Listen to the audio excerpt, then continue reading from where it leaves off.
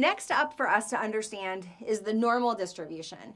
The last thing we talked about were z-score distributions, where we take every single x-score and we turn it into a z-score. The normal distribution is going to be related to this, and that usually when we interact with a normal distribution, we're going to be looking at z-scores on the bottom. But the normal distribution does not have to come from a z-score distribution. It really represents something theoretical.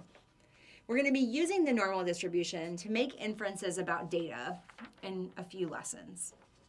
So let me talk about what the normal distribution is, specifically in terms of some of its characteristics. So the normal distribution always has a precise shape. This is why it's not any z-score distribution, because z-score distributions always take the shape of the raw score distributions. In contrast, the normal distribution is always shaped normally.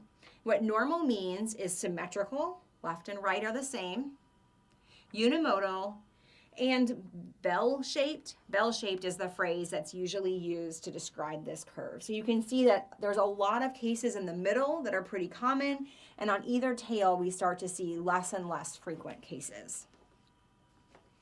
So the shape of a normal distribution is always going to be normal. A normal distribution is actually what we call a theoretical distribution, not an empirical distribution. That is, it didn't originate based on data. Instead, it originated based on math. And the math behind that has a few characteristics with it that are really important for us when we're going to use it to make inferences. One of those things is that the tails, so the right tail and the left tail, in theory, go off into infinity. That is, every possible value that could occur is theoretically possible in the normal distribution. It's just that the more extreme the value gets, the less and less likely it is to occur. So a normal distribution is never going to have tails completely touch zero. No case or value is considered impossible to attain. Normal distributions are very valuable because they help us to think about what percentage of cases fall in different regions along the curve. That is, what percentage of cases have high values or what percentage of cases have low values. Theoretically, the value between the very leftmost tip of the curve and the very rightmost tip of the curve is taken to be 100%. That is, 100% of all possible cases are going to fall in the normal distribution. Now, it happens to be the case that a lot of naturally occurring phenomena actually are pretty normally distributed. Intelligence is normally distributed, height is normally distributed. Some other personality traits like extroversion and self-esteem are normally distributed. Another normally distributed phenomenon is called the sampling distribution of the mean. This isn't something that we've talked about yet, but it's going to be the next thing we cover. It's going to be our leap from normal distributions heading towards inferential statistics. So the sampling distribution of the mean is very frequently normally distributed.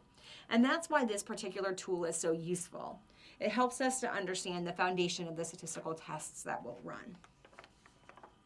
So because the exact shape of a normal distribution is always constant, no matter what I'm talking about, this shape is always the exact same bell, the percentages are going to be the same between any 2 points on the curve. So if I said, what's the percentage of scores that fall between here and here, that's going to be exactly the same no matter what variable I'm talking about. If it's normal, it's going to have the same percentage of cases falling above it or below it or between it. So with normal distributions, one of the things that we know is that the mode, which is going to equal the mean and the median, is going to have exactly 50% of the cases to the right and exactly 50% of the cases to the left. Using this distribution, we can calculate the exact probability that a score is going to fall at or above a certain point. So percentages and probabilities are related to each other in that probability times 100 equals my percent. Using the normal distribution and the normal distribution table, which I'm going to cover soon, I can basically get from an x value what's the probability that I'm going to get an X value to probability? So I can get from an X value to probability. And to do that, I'm going to recommend that you use a ladder system where you start with X. You can turn X values into Z values using this formula.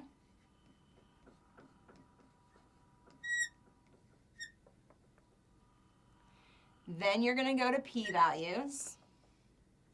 And from there, you can go to percentages. This ladder is going to allow you to go back and forth between the table and a raw score distribution. After I post the video where I teach you how to use the Z-score table that you have, I'm going to return to this scenario to set up actually working through some problems where we'll use the ladder and the normal distribution to identify things like the percentage of cases that fall above an X value of 21, or the probability that a score will fall below a Z value of -1.